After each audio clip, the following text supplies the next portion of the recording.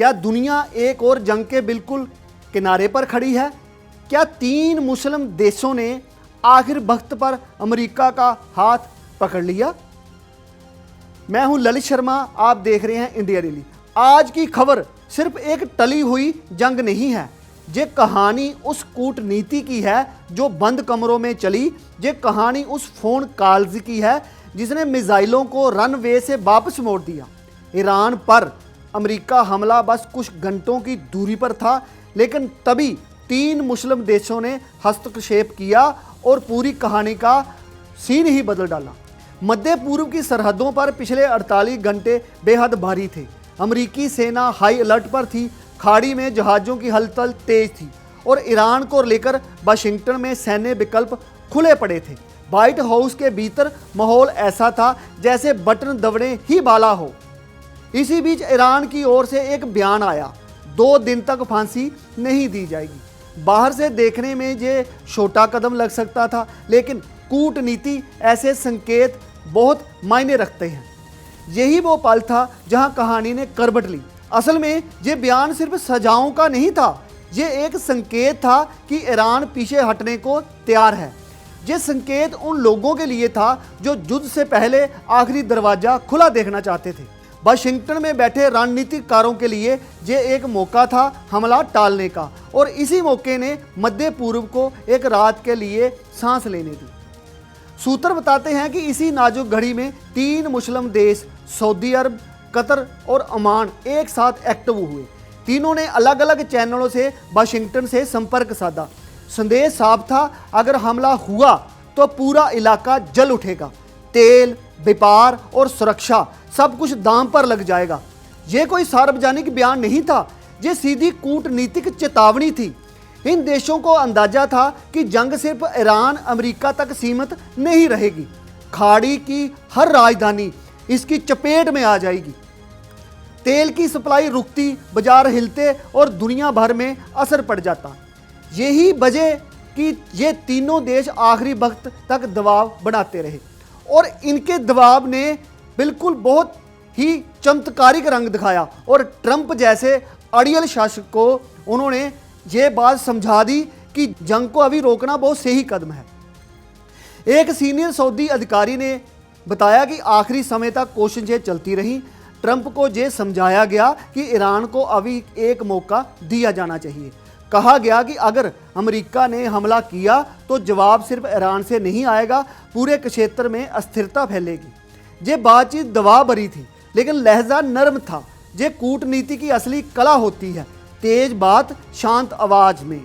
Trump के सामने विकल्प साफ था, या तो ताकत दिखाओ या संयम से जीत दर्ज कराओ। सूत्रों के मुताबिक ये वही पल था जब सैन्य सलाह पर कूटनीति भारी पड़ी, क्योंकि कभी कभी हमला ना करना भी ताकत का ही फैसला होता है। इसी बीच न्यूयॉर्क टाइम्स की एक रिपोर्ट ने एक और परत खोल दी। रिपोर्ट के मुताबिक इजरायली प्रधानमंत्री नेतन्याहू ने भी ट्रंप से बातचीत की। इजराइल जो आमतौर पर ईरान पर सख्त रुख रखता है, लेकिन इस समय उसने भी जंग रोकने की पहल दिखाते हुए ट्रंप को जो है वो समझाया। उसने भी फिलहाल संयम की सलाह दी। व्हाइट हाउस ने बातचीत की पुष्टि तो की है, लेकिन विवरण साझा नहीं किए। ये चुप्पी अपने आप में बहुत कुछ कहती है। कूटनीति में कई बार जो नहीं कहा जाता वही सबसे ज़्यादा मायने रखता है। नेतन्याहू की सलाह इस बात का संकेत थी कि हालात कितने भी नाजुक थे। अगर इजराइल भी फिलहाल रुकने की बात कर रहा तो खतरा वाकई बड़ा है। अब सवाल ये उठता है कि क्या ये सिर्फ मानवाधिकार का मामला था या रणनीतिक मजबूरी? ईरान में प्रदर्शनकारियों को फांसी देने का मुद्दा अमेरिका के लिए नैतिक दबाव भी बना रहा था।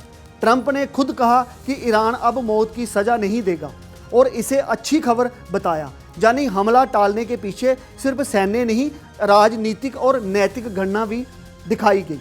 व्हाइट हाउस जानता था कि अगर हमला हुआ तो मानवाधिकार का नैरेटिव उल्टा पड़ सकता है। दुनिया पूछती है कि बातचीत की गुंजाइश होते हुए बम क्यों बरसाए गए। यही वो गणित था जिसने ट्रंप को रुकने पर मजबूर कर दिया। हालांकि आमतौर पर ट्रंप को एक अड़ियल शासक के तौर पर जाना जाता है कि वह जो फैसला ले लेते हैं उससे पीछे नहीं होते, लेकिन 3 मुस्लिम देशों ने जो अपनी प्लानिंग की उसके हिसाब से ट्रंप को उन्होंने जंग रोकने के लिए मना लिया। कतर और ओमान जैसे देश इस इलाके में पहले भी मध्यस्थ की भूमिका निभाते रहे हैं। ईरान और अमेरिका दोनों उनके संपर्क में है, यही वजह है कि उनकी बात सुनी जाती है। सूत्र बताते हैं कि ईरान को भी संदेश दिया गया कि अमेरिकी ठिकानों पर हमला करने के गंभीर नतीजे होंगे, यानी दोनों तरफ संयम का दबाव बनाया। ये एक तरफा चेतावनी नहीं थी बल्कि 2 तरफा संतुलन था। एक तरफ अमेरिका को रोका गया, दूसरी तरफ ईरान को सीमाएं याद भी दिलाएंगी। इसी संतुलन ने हालत को फिलहाल काबू में कर दिया। फिलहाल हमला टल गया, लेकिन कहानी खत्म नहीं हुई। ये सिर्फ एक पॉज बटन था, स्टॉप नहीं। मध्य पूर्व आज भी बारूद के ढेर पर है। एक गलत फैसला, एक उकसाने वाला बयान और हालात फिर बिगड़ सकते हैं। लेकिन इतना साफ है कि इस बार बम्बों से पहले फ़ोन बजे और दुनिया ने राहत की सांस ली। ये राहत स्थायी नहीं, अस्थायी है। आने वाले दिन बताएंगे कि ये संयम टिकेगा या नहीं, लेकिन आज की तारीख में कूटनीति ने हथियारों को पीछे छोड़ दिया। आज जंग टली है, लेकिन तनाव कायम है। कूटनीति जीती, हथियार रुके हैं। 3 देशों की पहल रंग लाई, दुनिया ने चैन की सांस ली। आप देखते रहिए इंडिया डेली, फिर मिलते हैं बड़ी खबर के साथ।